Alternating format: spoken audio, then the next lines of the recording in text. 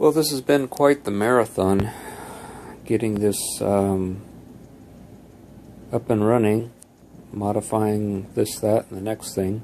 I'll go through the list of things I've done. First off, visually, I've skeletonized the waves and filed out their shape to more resemble what waves look like.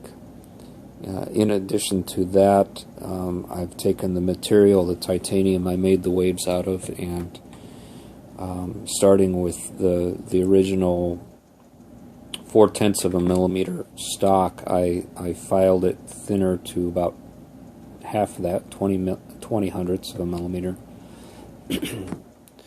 And so between the skeletonizing and shaping and forming and thinning of the pieces, I took a lot of weight off, and that and reshaping the cam to where the wave motion would be less. Those two things were sufficient in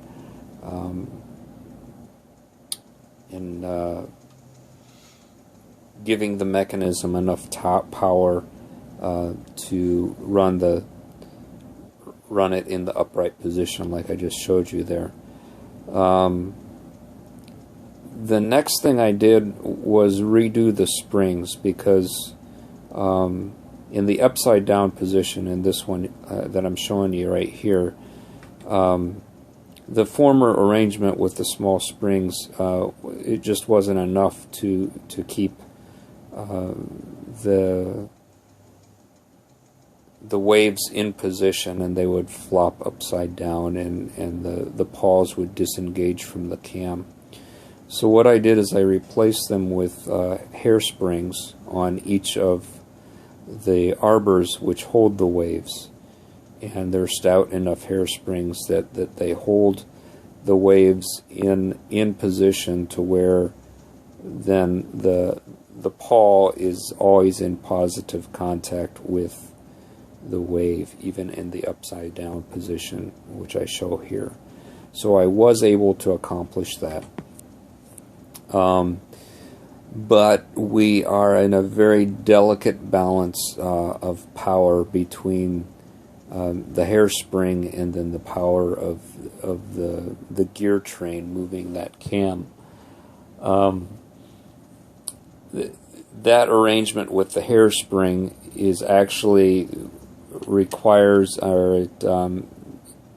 since it's always pushing positive contact through the lever to the cam, it's actually an increase in friction, and we went kind of backwards in that regard, but it allowed me to allows the mechanism to run in all positions. So that's a good thing. Here you can see the hairsprings underneath the two bridges, the one nearest to us and the one furthest. So it works. That being said, if there is a jolt or a jostle, or the person is wearing this watch is going to be playing tennis or golf or something of the sort, those waves are still going to bounce around in there, and so I recommend that once we build this out, we don't immediately market it, but you or I or both of us wear it around for a few months and see how it behaves, because we're in a really delicate balance for power. I have the hairsprings adjusted just barely enough that they will both run in the upside down position and still allow the mechanism to run in the upright position, because it's this position right here that puts the most friction, just by the gravity on the waves. It puts the most friction against the paw, and so you have both gravity working against the paw and the cam, as well as now the hairspring on both arbors.